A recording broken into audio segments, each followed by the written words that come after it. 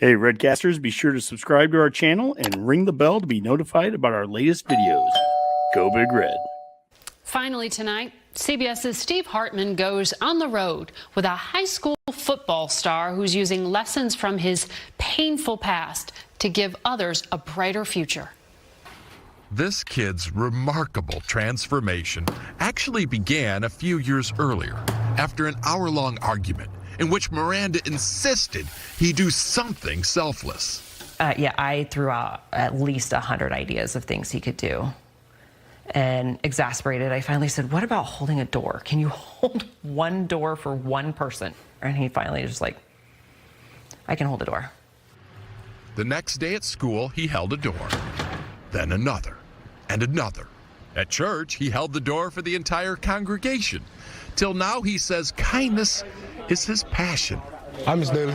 So you're saying all this charity stemmed from you holding a door for someone? Yes, because once I realized how good it makes me feel to help other people, it's just something that I knew that I wanted to continue in my life. Welcome to the Go Big Redcast, the Husker fan sports show.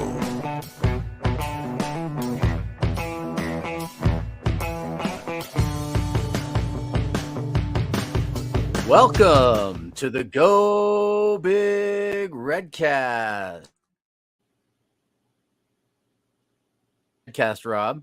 And I have special guests tonight, and that's multiple, which is a little bit different than what I usually do. I have Craig and Miranda Coleman, parents of Husker recruit, and now actually, I should say, Husker teammate Malachi Coleman. How are you guys doing tonight?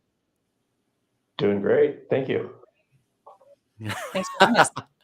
Yeah, so I'm really glad you guys could join us. I just kind of want to talk about your journey through all of this. Obviously to do with your son. I want to talk about all your kids, kind of like, the people that you are. I want to give some people insight into just kind of like what it was like for him growing up with you guys under your roof, with your rules and your lives, and kind of how you guys were able to guide him through life to get to this point. Where he's at, where he's going to be playing for the Huskers next year. Obviously we have high hopes for him. I don't want to say expectations because that's not fair. He's a 17-year-old kid and there's still a lot of things in life that he's going to be able to accomplish. So, with that being said, before I get started, I do have a couple of things I need to go over. For one is we do have to recognize our sponsors here, Alumni Hall, who have two locations in Lincoln. One is downtown at 1120 P Street, and the other is in the South Point Pavilions behind Barnes and Noble.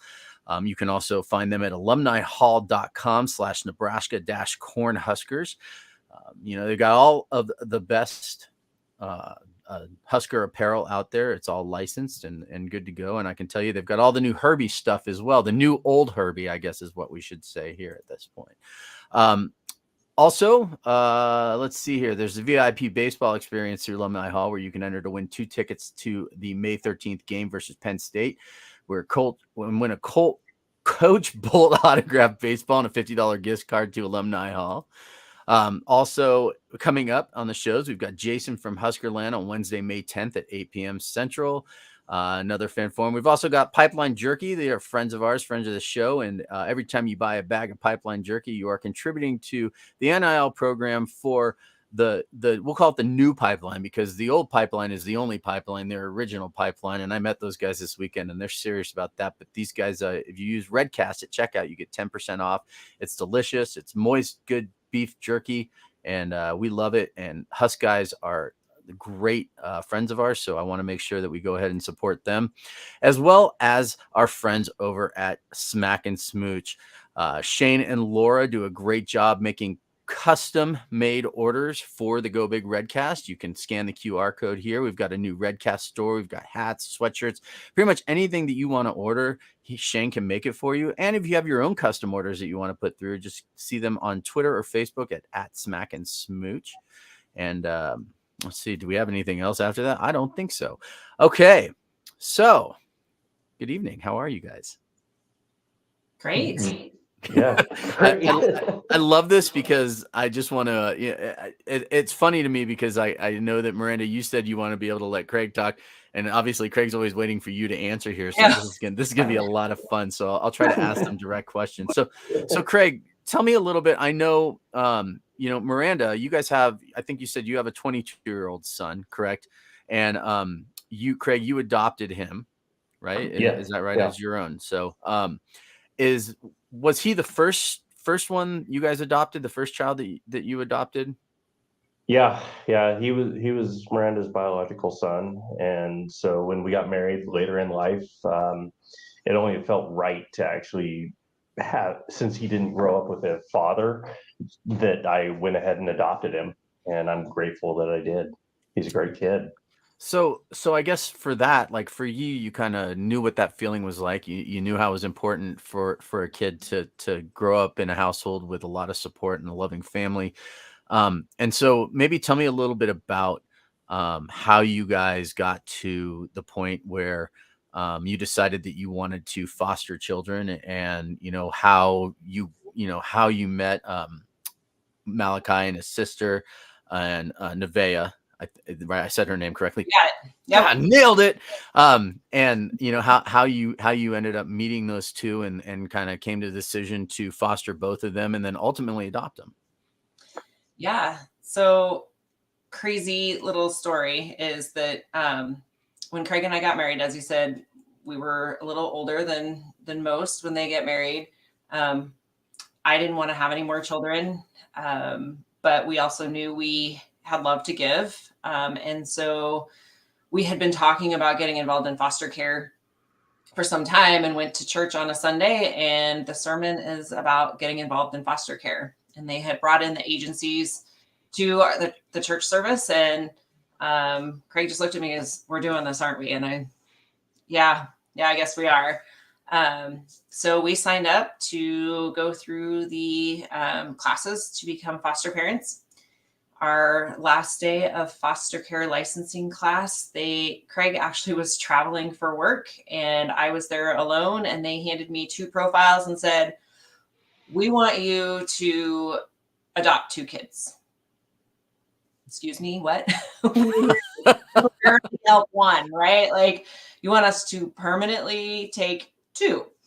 So it was an interesting journey. And within Craig, a couple weeks of that conversation, they were doing home visits with us every weekend. And within a couple months, were living with us full time.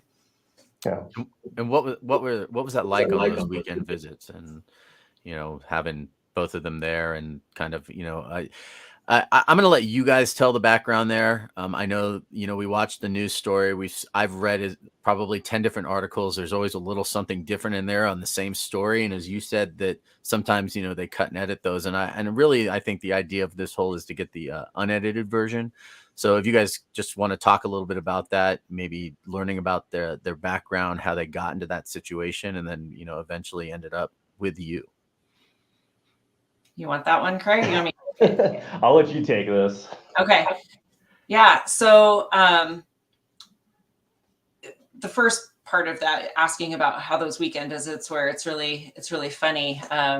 Malachi, I'll tell the story that it was a little bit of bait and switch, because when they would come for their weekend visits, they would play video games in the basement, and we'd party all the time. We'd have all the great snacks. We'd have, because it was just like a little sleepover event. It was a party event. Well, when they moved in, all the rules come into play, and I'm very, very strict about my rules, especially for younger kids. And so Malachi, he's like, you lied. You weren't the real you when we were on visits. Not that they had much of a choice in the matter, honestly, for coming to live with us, but it's pretty funny to listen to him talk about, I cut out the video games and TV and made them read books and do schoolwork. And so that's always kind of a funny part of that conversation about when they first started doing visits. But Malachi and Nevaeh were removed from their biological mother.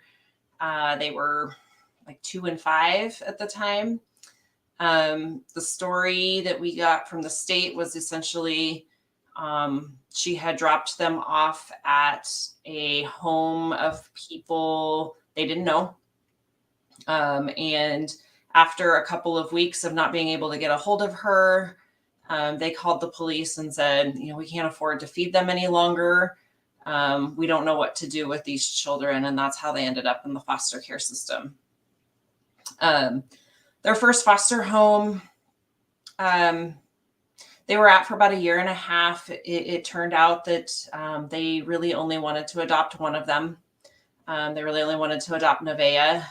The state was not at a point where they wanted to separate them. So they eventually moved them to a home in York.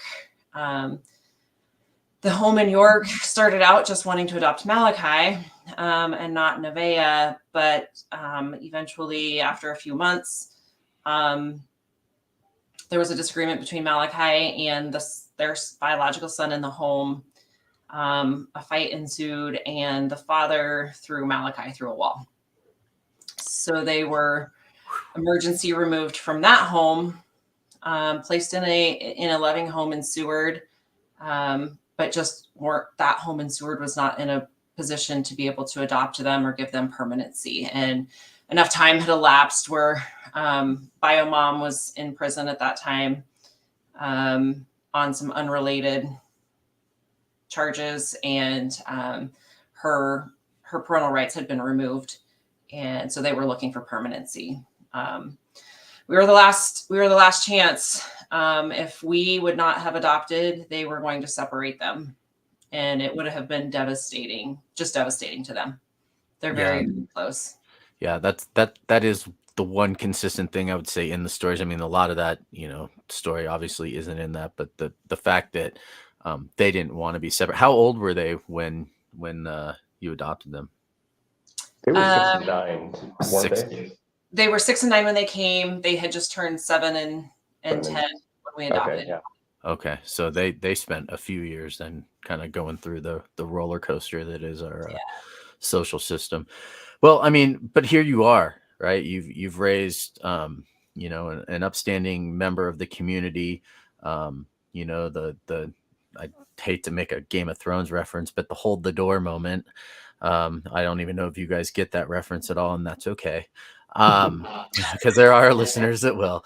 But the hold the door moment, and I will say this is that I'm actually ashamed to say this. My first trip to Lincoln ever, and I didn't have a chance to get to Muchachos. And I'm embarrassed to say that. I'm sorry, Nick, if you're listening, and I promise I'll go there twice next time I'm in Lincoln. It was a busy weekend. So, now he's got an NIL deal, right? He's 17, he's got an NIL, but he's taking that money and he's using it for a great cause. And I'm just going to say that, I think, and I'm going to let you guys tell a little bit about that too. Craig, it's your turn. Okay, I'll take it. So when he got wind that Nebraska had passed the NIL opportunities for high schoolers, he went to the NSAA and got all the information that was needed to really be able to understand what all was required with the NIL for him. Being new, there wasn't a whole lot of guidance from the NSAA. It was, you just can't use the school, and you can't tell them that you are a number one recruit out of the state. And so that was really the only guidance we got. He ended up reaching out to Nick at Muchachos through Twitter, I think. And he was like, hey, want to talk to you about setting up a deal or something like that. Eventually, Nick said, okay, let's see what you got. Nick, we went down there and chatted with him, and it became an instant connection between him and us, and we've just been it's more like a family now through this. And what essentially happened was Malachi and Nick got their heads together and came up with the Giverito. And ultimately, Malachi wanted to give the money that was raised with that to be able to benefit kids in the foster care system. He was donating money to, he did it to the foster care closet, and also, what was the other one? KVC, which is the organization that we adopted them through. Okay. Okay. And what does that money go towards as far as in the system? Is it for clothing? Is it for housing? Is it for food? So ultimately, with the foster care closet, they raise money and give clothes to kids in care. I think they get 5 outfits twice a year, where these are brand new outfits. They'll also get backpacks and other things, that just items that help them feel like a normal person versus always wearing hand-me-down stuff. Mm-hmm. KVC, they're using the money in a manner that is really Malachis Vision to essentially pay for the how should I put this? You want to go ahead, Miranda. Athletics and activity. So Yes, really Malachis Vision is to ensure that kids in care have opportunities to participate in their passion. So whether it's art, dance, sports, whatever that may be, he sees the value that he got out of sports and his passion. And so he wants to ensure that all kids in care have that opportunity. So he's paying those fees. Okay. And breaking news, Fly Like Kai has launched officially as of today. Like Kai, so it's a clothing company, right? Well, Fly Like Kai is his foundation. Okay. So we have launched our website officially as of today. Oh, well, okay. So if you want to say what that is, and then Boomer can scroll it across. Boomer's working the background for me tonight and enjoying a bottle of wine. So if you want to put that out there, we can scroll across the bottom for a while, so our viewers and listeners, when they go back and watch, can see it. Yeah, it's flylikekai.org. Flylikekai.org. CHI, right? Yeah. Okay. Get that, Boomer? All right. So now he's going to be able to take care of those fees. He's not dependent on agencies to do that for him. Good. And so that was my next question, really, because I'm guessing, I mean, you guys, first of all, this kind of support as a parent has got to make you at least feel good to see, him with these visions and putting him out there, because I know that, from the stories I've heard, it wasn't really always easy with him growing up too, because, it was hard to get a lot of trust in people in general, I would assume, and so, with you guys, raising him to be like this and to get to this point in life, what was that like? Like, what kind of things do you sit down and talk to about, I mean, it can't be easy conversations, I suppose, right? Early years were really rough. The first couple of years, I would say probably 3 to 4 years, were really a struggle. You have a kid who doesn't see value in himself, who has no trust in adults, people in authority. So, school was a struggle. He missed his first 2 years of elementary school. So he did not go to kindergarten or first grade. And so he was already behind when he went into elementary school, and always felt like he was behind. His abilities were not lacking, but his confidence in school and his ability to do math and reading, his confidence was really lacking. And so really over time, it was really just building a trust with him that, we're not going to leave you. We aren't going to hurt you. And then really just helping him find his value in himself. That's good. And I, he's got his little sister, and I really don't want to leave her out of this, because, this show is more about you guys and raising these kids. So, I mean, with her, has she always kind of, because I know she's an amazing athlete as well, right? I mean, she's out there, she's running track. Does she play any other sports, or? She's a phenomenal softball player. Okay. That's her love. So that's what she would like to do, is play softball. And she tried her hand at basketball and found out, hey, I'm really good at that too. So she's also a 3-sport athlete. So you guys are busy on the weekends. So she runs track too. Is it track, softball, and basketball? Does she have any aspirations? I mean, as far as college goes, or she would like to go to college and with one of those sports? Because she right now would be, let's see, I guess she's 14. Did I get that right? Yeah, she is a freshman. Okay. And she's at Lincoln East as well. Is that okay? Nice. And I mean, did she always just kind of like fall in step behind him, or has she been kind of a balancing, like, between the two of them? Do they balance each other out? What's that relationship like from your eyes? She blazes her own path. Like she blazes her own path. She is a spitfire. Anybody who knows her will tell you that she's the personality. Like, she's the one who's going to tell you what's on top of mind all the time. Their relationship's unreal. Honestly, I couldn't ask for a better relationship. In the early years, Malachi was super protective of her, even to us. Stepping out of that parent role for her was kind of a struggle. Mm-hmm. But now they're just kind of two peas in the pod most of the time. They don't really fight and argue very much. They go places together. They do things together. Obviously sports, they'll shoot hoops or throw the ball out in the yard together. It'll be interesting to see how things change here as Malachi moves away for the first time. So that's going to be a challenge for both of them. How far from your home is where he's going to be living on campus? 20 minutes, not very far. Okay. Yeah. And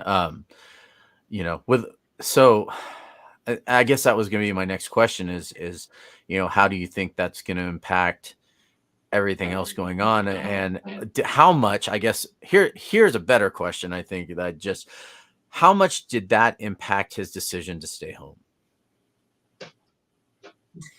We gave him the authority to go anywhere. Well, that's not 100% true. You're not going to Iowa, right? Just say you cannot go to Iowa. Absolutely not. Iowa was not on my list. It was Texas. I'm not wearing Texas orange. I was not. Sorry to all my Austin people that I work with. Texas was off the list. That's fine. He'll never tell you that staying home to be close to her was part of it, but my gut tells me that it's part of it. I don't think it was a deciding factor for him, but I definitely think having family close by, he knows he needs. He's a little bit of a mama's boy. Good. We all should be. Yeah. And really, he's only had a sense of family and home for just a fraction of his life. Yeah. So. Yeah. Look, so because he has to live on campus as a freshman, right? Like that's a freshman and whatnot. So, and I get that. That's pretty standard. And I guess for me, what I'd really like to know is, because I know that for a while there he had withdrawn his commitment, said he was putting himself back out there to be recruited again. I know a lot of that had to do with the coaching change, I'm sure. I don't know what his relationship with Mickey was like. And then, obviously, Rule got hired. He put himself back out there to be re-recruited. But then I would say he was one of the quickest to turn back around and say, we're coming back. And so what was that like with Coach Rule? How quick was it once he got hired? Did he reach back out to you guys? How did Malachi feel about that once all of that kind of became a reality for him? So when Rule was hired and Mickey was still possibly going to be the receivers coach, Malachi was comfortable with staying committed. When everything went down with Mickey, it was a very difficult time for our family. I can't imagine what his family was going through, but it was a difficult time for our family. As Mickey's wife was also my daughter's private softball coach. And so, we had tight ties to their family. Yeah. So it was a really challenging time. And it was still during the dead period. So, no contact from coaches could happen. that week, and the in-home visits were going to start that Friday.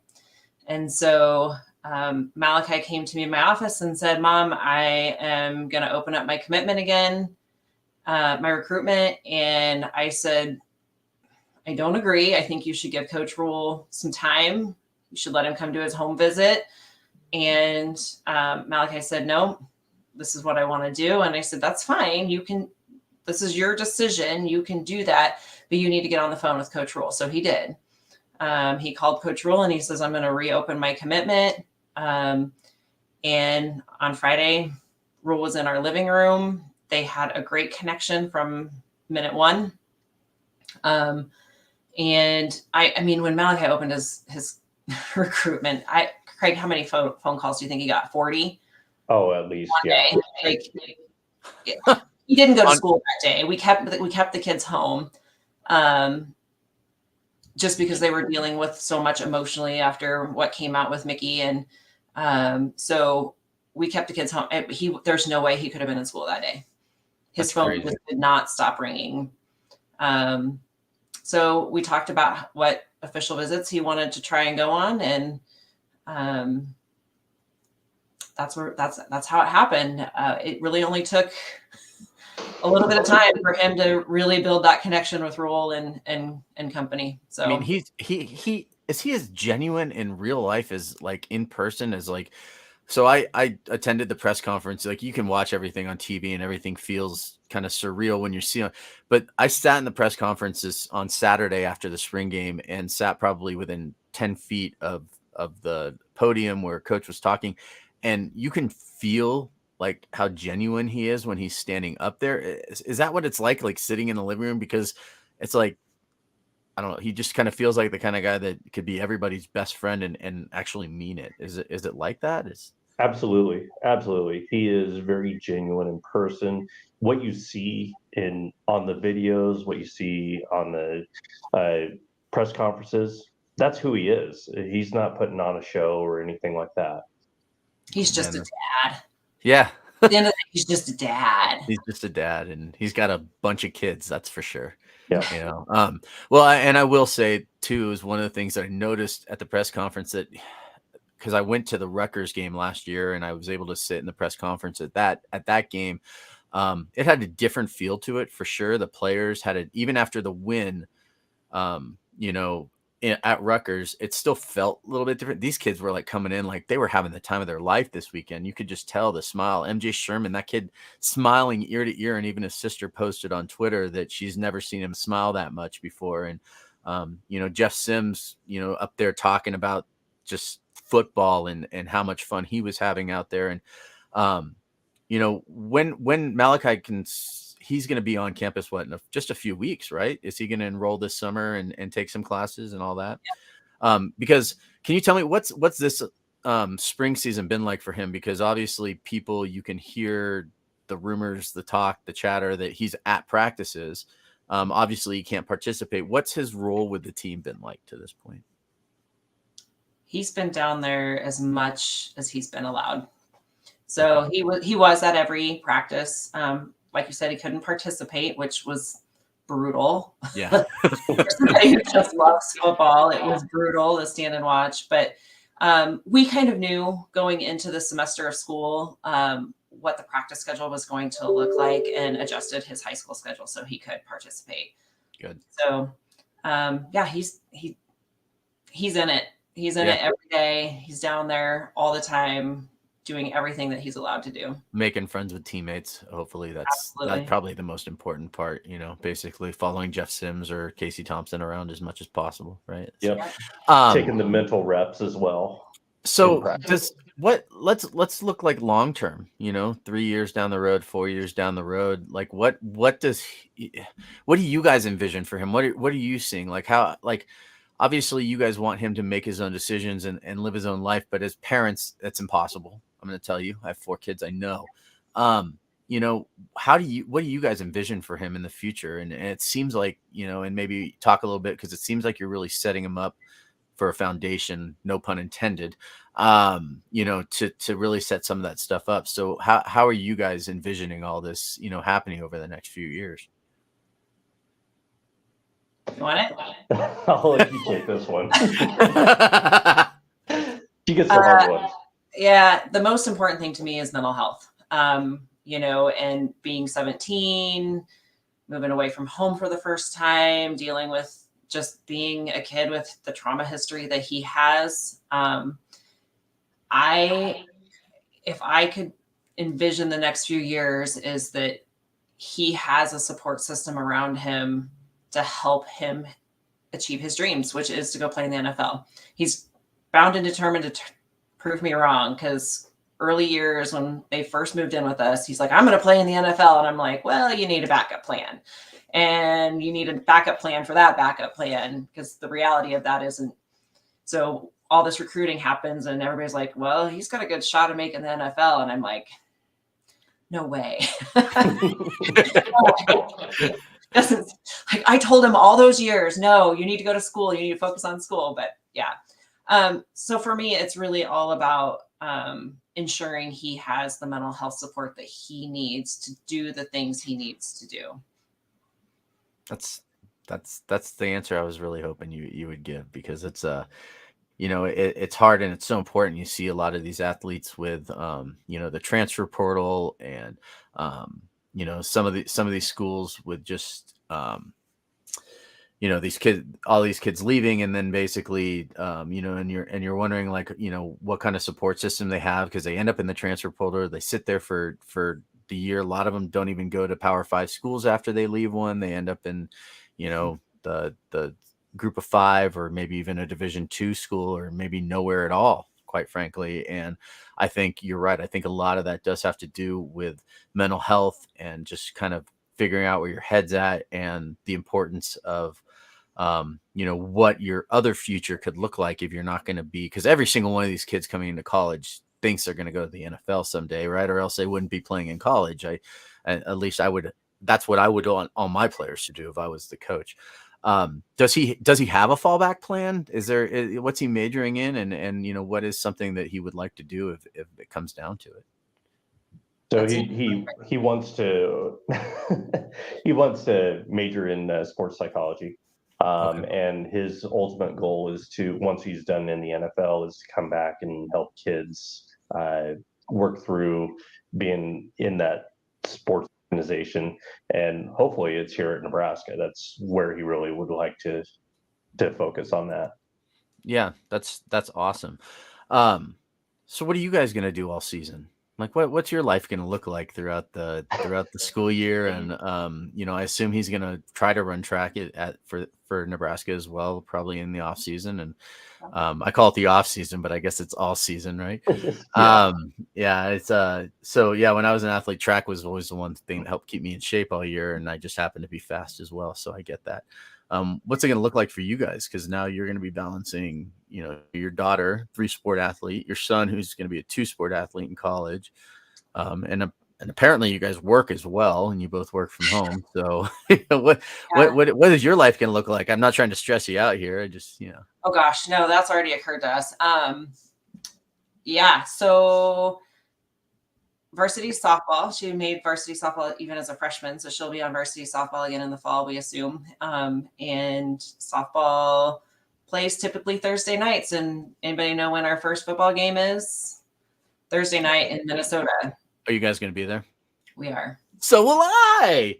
Yes. Awesome. Yeah, we're all going to be out there. The Redcast is making a trip. I think Nice. we're still trying to convince Boomer to go, but we will be there. We're going to be there, and then of course we'll be right up the street from me here in Colorado the following week.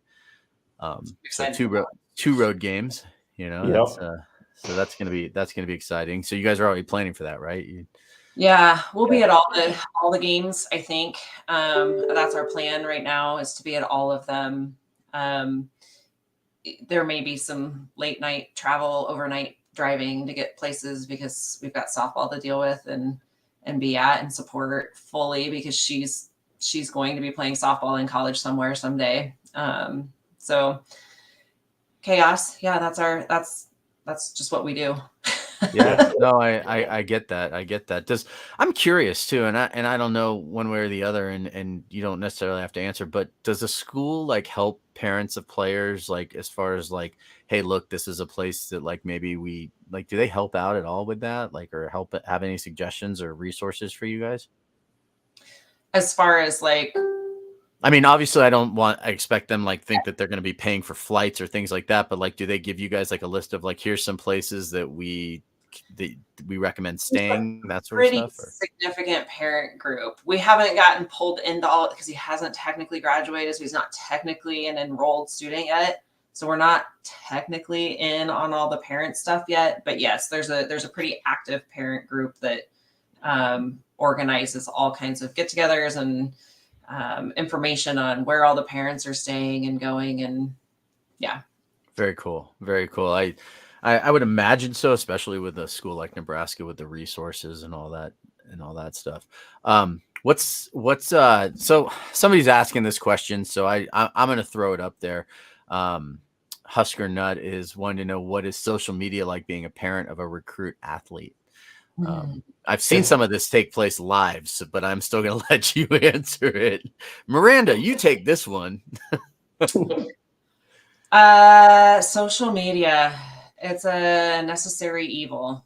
You know, I said early on that I'm kind of a rule person, a rule enforcer. And so my kids didn't have access to social media. As a matter of fact, Malachi, and I are both logged in on, even to this day, to his Twitter, and I see everything he puts out and goes through.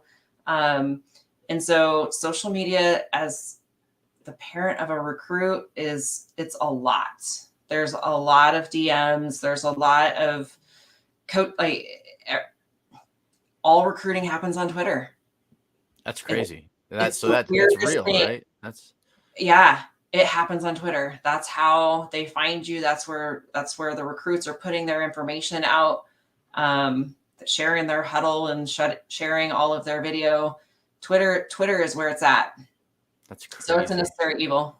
So do you ever like save like what's the you don't have to name coaches, but what's the weirdest DM you've ever gotten from a coach? Since you're the one reading them, like what's the weirdest thing you've seen on there?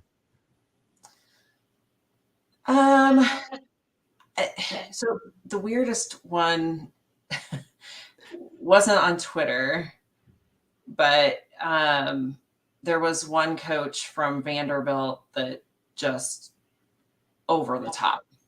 Intentions were good, but I'm not exaggerating. We would get 45 text messages a day, every day, like over the top. And I finally had to tell him, you gotta back off once a week. You can reach out once a week. It was a lot. That's crazy. Yeah. I mean, I can't imagine what some of like the things that people will say or do out there, you know, and it's, so I can imagine that could kind of get hard for you guys. You know, it's been kind of a journey for you guys at this point, I suppose, right? Like, and you're a Husker fan. You're not just wearing that hat because are you guys born and raised in Nebraska, both of you? Yep. Okay. Yeah. Right here in Lincoln.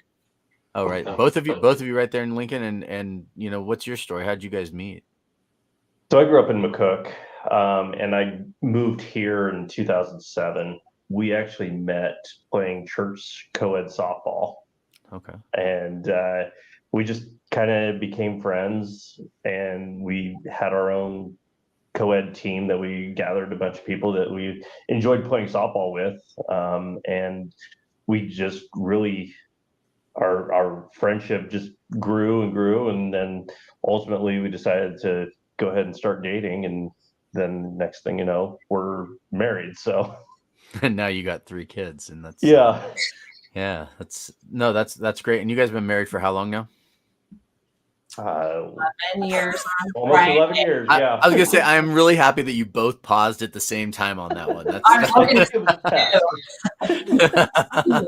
No, that's fantastic. So I'm gonna ask a little bit more of a difficult question here. At least it's difficult for me to ask, and maybe it's easy to answer or not. But you know, what's it like with, you know, Malachi and his sister, obviously you guys have a mixed race family, and and you guys are, trying to navigate through life like that. And what kind of perspective has that given you, like as parents, raising, the two of them, and, going out and just kind of being yourselves out in public on a daily basis. And, what are some of the things that you've just kind of become aware of in society that have grown to, you kind of appreciate what they've gone through?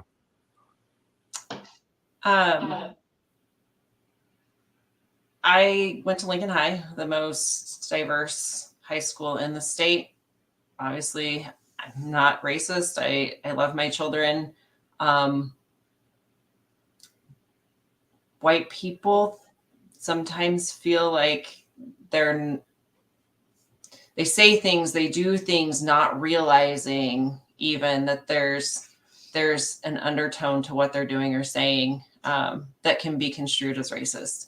And I never really thought about it, saw it until we were on a little fundraising door-to-door, and I saw it happening. I saw it happening to my children and their friends on their track team. And it was just these little micro things happening. And I'm like, this is what they live every single day. And people don't realize even what they're saying or doing, and how that can be construed. So that was the biggest eye opener for me. And it took a few years for me to even see some of the things that I might have said or done. We have a lot of great conversations in our house, a lot. Mm-hmm. Just recently, something happened at a restaurant, and both of the kids kind of react, and they're like, I can't believe you didn't say anything to them. And we had to have a conversation about it later, because it was like, okay, what did I miss? How did I not see what you both obviously were feeling? So yeah, a lot of great conversation, a lot of great learning, and just hope that I can continue to learn and grow and be their champion. No, that's fantastic. I'm always curious. I grew up, one of my good friends growing up was the same. He was adopted. He was Black. We're also Jewish. We were in a synagogue together, and growing up in a small town in Northern California. And so, we saw some of that together as well growing up. It kind of made me hyper aware of a lot of things when I was a kid. Right. And so it's always nice to kind of hear that perspective. And for the record, that question was actually asked by one of your biggest fans, Husker Abby, or I actually Abby, Redcast Abby. Husker Abby, same person all around, but Redcast Abby, we call her Redcast Abby around here. She sent me that question and asked me to ask it, and so I thought it was important too. So coming from her, God, it feels like we've covered so much already, right? And well, so I would like to get a little bit more personal with you guys here. You sent me a few pictures, and so I've gone ahead and I have put together a little bit of a show here. Let's see if we can get this to pull up here. Here we go. Talk about this picture, because that's on my right. I guess it would be on his left, but that's Malachi right there, right? Tell who is this? So this is Carlos Davis, one of the former Huskers. He reached out, Malachi's casa worker, Miss Donna. She set up a visit where Carlos was able to take Malachi and I around to the stadium. So this was just after Coach Riley was hired. Stadium was vacant. And so we just went all around and just ended up having a great time. This last weekend, Carlos was actually there at the spring game. And when he saw Malachi, he was like, holy crap. No way that's you. So they were able to reconnect. And so really excited to see how that relationship is able to be rekindled.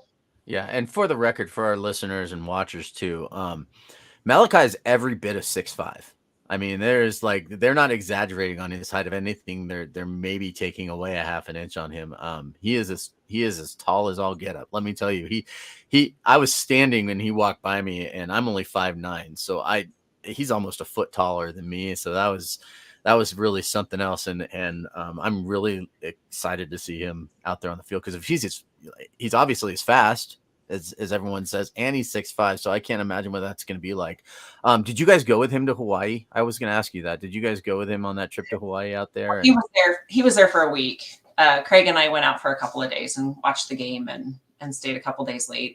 Yeah, and that was great. That was what a performance out there too. I never watched those high school. I watched that one. And it was fantastic, and it was really cool to see him out there kind of showcasing his stuff and everything. So, absolutely. Yeah, that was a lot of fun. All right. Let's see this picture right here. You said there's a fun story behind this one. And hopefully we can tweet this out to the entire world too later. And I may keep this one in case I need to keep something in my back pocket. To play it anytime.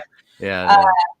So I always give Malachi a hard time because I call it his bonnet he wears in public. And I'm like, it looks like a shower cap. You're wearing a bonnet in public. And he wore it to school one day. And we were expecting a college coach for a visit in school that day. And we were invited to do the visit at school instead of them coming to our home. And I said, if you're wearing a bonnet, so am I. And I don't think he really thought that I would. So I threw his bonnet in my pocket. And as soon as that college coach walked up, we're in his high school hallway. Can I ask which college coach it was? Syracuse. Okay. Now, was Tony White involved in any of the recruiting prior to him coming out and being the defensive coordinator okay. I'm just curious. Sometimes you never know who the coach is that's on the recruiting trail for what college. So I was always curious if there was some kind of a connection there too. Okay. Yeah. I don't think Malachi thought I'd really do it. And I don't think he was as embarrassed as I kind of thought he might be, but that's all right. It didn't. No, he owned it. Anyway. Yeah. I think kids these days are a little more resilient with stuff like that. I think the ticky tack or the TikTok or whatever it is those kids are playing these days. No, I know what it all is. I actually probably should need to learn that some. So if anyone out there wants to teach me how to use TikTok, I'd be more than happy to get that. All right, let's see one more picture here. Does he always cook with a football helmet on? No, not anymore. So this was the very first time he got an actual football helmet. So all throughout foster care, he was never able to actively participate in sports. And until he moved in with us, it just wasn't possible for him. And that's part of the reason why we were doing the Fly Like Kai Foundation and really being able to give the kids an outlet to really express their either athletic, arts, or academic desires, whatever it is that will just kind of help them feel like a normal person. And so this is the very first night he got the helmet. He wanted to know how that helmet felt. I think he kept it on probably about 3 or 4 hours. And so this is just him cooking some mac and cheese in that helmet because he just really wanted to have it on. That's awesome. That's awesome. So did you ever coach him as dad, like in any of his youth football or not in football? I did a little bit of baseball with him. Okay. Nice. Well, I mean, we what a great conversation. I'm really glad that you guys came on here tonight to do this. I've been messaging Miranda forever, and obviously she's probably like, God, this guy's kind of a pain in the ass. But I hope I didn't just screw up our YouTube algorithm with that. But I've always been really interested in your story, kind of where things are at. You see all this stuff like you said on the news, but never quite sure like what's real, what's not. Is there anything else you guys want to add for this? I mean, as far as, Malachi's foundation, we're a very own Ben Bill coach. Yeah, a little bit. That's funny now. That's a long ways to go.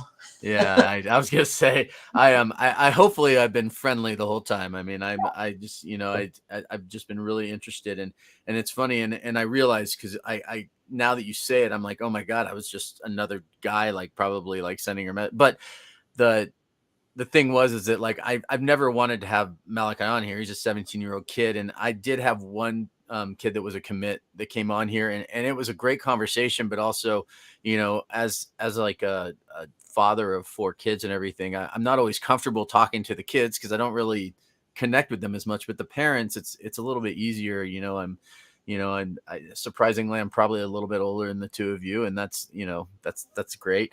But the you know, I don't know. Yeah, you know, the guys on here always make fun of me because I'm actually about 3 years older than all of them as well. I'll be turning 50 next year, and I feel every bit of it in my bones when I wake up in the morning, you know. But you know, at the same time, it's just always refreshing to kind of hear the story of the people who are responsible for the kids getting here before, you know, and I appreciate you guys coming on and talking about that a little bit and opening up a little bit with me. You know, so as per tradition on the Redcast, we always give the parting shots to our guests.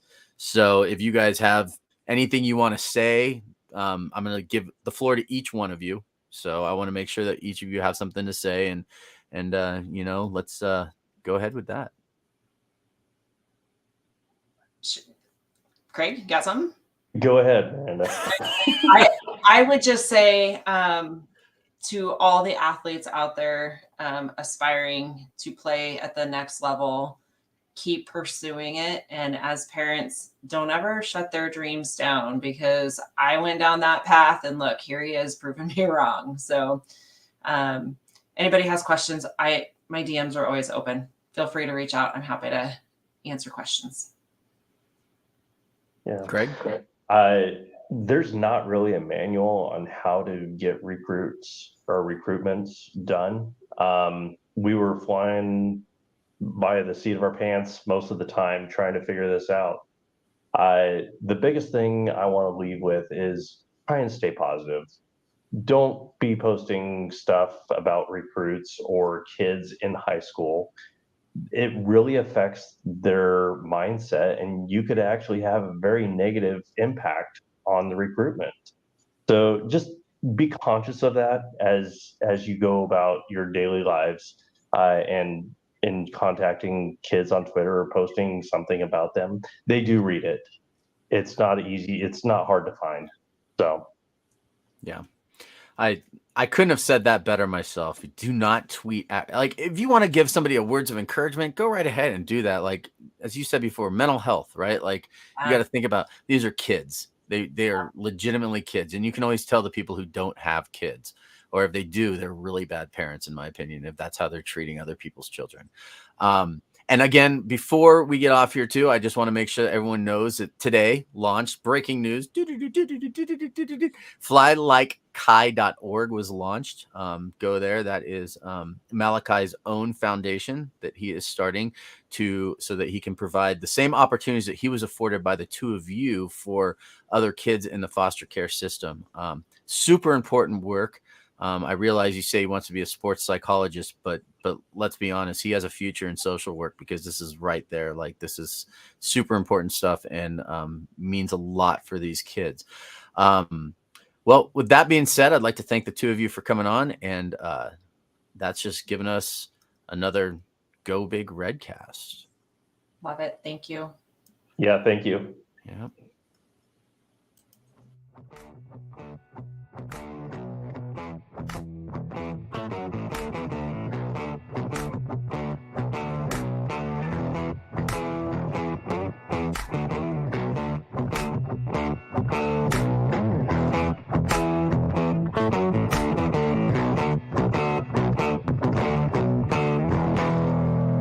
A Herd at Sports Network production.